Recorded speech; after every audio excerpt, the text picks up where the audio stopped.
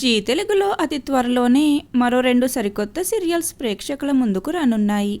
అలా త్వరలో ఆడియన్స్ ముందుకు రానున్న సీరియల్స్ ఏంటో ఈ వీడియోలో తెలుసుకుందాం. మొదటి సీరియల్ ఘరానా మొగుడు. ఘరానా మొగుడు సీరియల్లో మెయిన్ లీడ్గా పవన్ సాయి నటిస్తున్నారు. పవన్ సాయి తెలుగు యాక్టర్.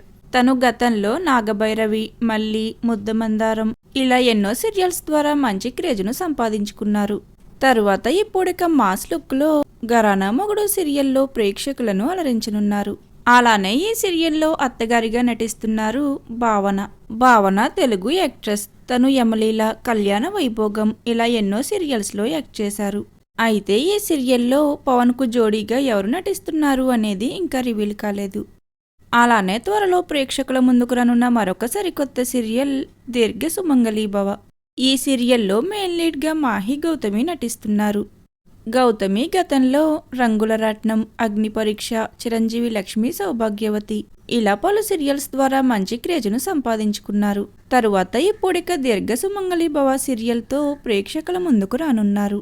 అలానే ఈ సీరియల్లో రక్త సంబంధం, రంగుల రత్నం సీరియల్ ఫేమ్ అయిన జాకీ, ఊహలు గుసగుసలాడే సీరియల్ ఫేమ్ అయిన రియాన్స్, అత్తారింటికి దారేది, చిన్ని, మల్లి వంటి పలు సీరియల్స్లో యాక్ట్ చేసిన చరణ్ నటిస్తున్నారు.